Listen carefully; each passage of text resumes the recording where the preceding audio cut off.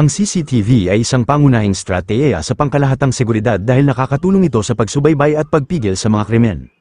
Ang pinakamahalagang tungkulin ng CCTV ay makuhaan ng video ang mga anomalya, mga insidente, at agarang aksyon upang malutas sa mga problema ukol sa seguridad. Isa sa pinakamahalagang papel ng CCTV ay ang kakayahang maghatid ng ligtas at napakalimang impormasyon at pinahusay na kamalayan sa sitwasyon ng seguridad sa ating kapaligiran. Gamit ang visual data ay maaaring tumugon ang mga operator sa isang napipintong pagbabanta sa seguridad.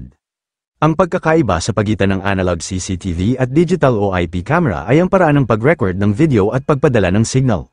Ang analog camera ay nagre-record ng mga imahe at pagkatapos ay ipinapadala sa pamamagitan ng signal sa isang coaxial cable sa isang DVR o digital video recorder. Kinu-convert ng DVR ang video mula sa analog patungo sa mga digital na signal, kinukompress ang file at iniimbak ito sa isang hard drive. Kailangan nakakabit ang mga monitor sa DVR para matingnan ang video. Maaari rin ikabit ang DVR sa isang router at modem para may broadcast ito sa internet sa pamamagitan ng internal network.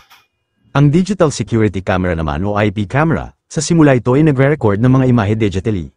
Pagkatapos ay maaari itong tumanggap at magpadala ng data sa isang computer network sa halip na dumaan muna sa isang DVR.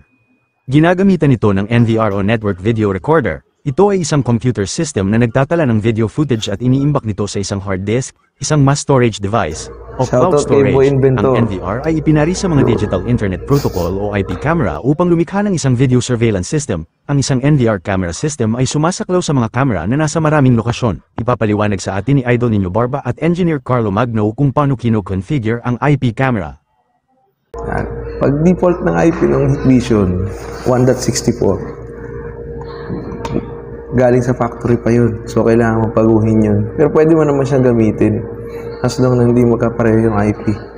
Pagkakaroon kasi ng IP conflict, ngayon sarili mo ng diskarte kung anong ilalagay mong IP. Wala naman problema kung standalone lang yung network. So, ito yung default ni Hikvision, 1.64. Pwede mo siyang baguhin kasi syempre pag naka-default baka magkaroon ng conflict sa existing, pero to standalone naman to eh. Gawin natin .50 para dun sa isang elevator. Yung gateway as is na yun since ang octet nito 1 lang. Then 1 lang din yung gitna. Ito hindi mababago to. Ang nagbabago lang naman kada individual IP per device. Then subnet mask as is na rin yan. Kasi ang IP, ang range lang niya is 1 to 254. Yung 255 kasi reserve na yan para dun sa mga subnet. Pero pwede ito baguhin eh. Depende na sa network. Kasi interbilan. Pero sa basics, dulo lang na mapapalitan. Yan, .50. Dito natin siya apply sa IBMS. After mo siyang ma-activate, masetan mo na ng password. Modify mo lang siya dito. So, from 64 yun natin, gawin mo 53 yung dulo. Then, ito yung subnet na kanina na sinabi ko. Then, gateway. Yung server port, pwede mong baguhin as long na yung recorder mo and the rest ng mga camera, ganun din gagawin mo. Kung nag-DHCP ka na, hindi mo na kailangan baguhin yun. Kasi ang magdidikta na ng IP, yung recorder o kaya yung switch. Depende na lang sa network mo kung standalone o naka-integrate. So ito, sa sitwasyon natin ngayon, solo lang to. Naka-standalone lang. Same lang sa gateway, hindi na babaguhin, IP lang. Then, password na sinet mo, make sure na matatandaan mo. Then, okay. Yun, edit na siya. Ito, optional lang naman to. Pwede mo naman siya i-add, tapos i-view. Add natin siya. Wala na natin ng test. Yan. Username, password na sinet mo. Then, lalabas na siya rito. Online. So, pwede mo na siyang hanapin dito sa main view. Pinakailalim siya usually.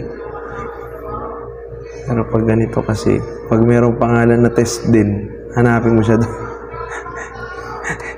Nilagay ko test eh. Pero, parang kaso yun. Eto, andito siya. Yun. Pag wala pa siyang nakalagay na triangle na green, not playing pa lang siya. Eto, pag pinlay mo siya ngayon, dito sa window na to, mag-view na siya. So ito, yung viewing niya na, medyo delayed lang.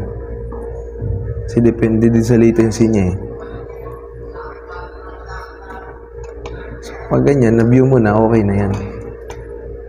Optional lang naman to. Pero as long na nadedetect mo siya, pag nire-refresh mo, kasi hindi nag-offline eh.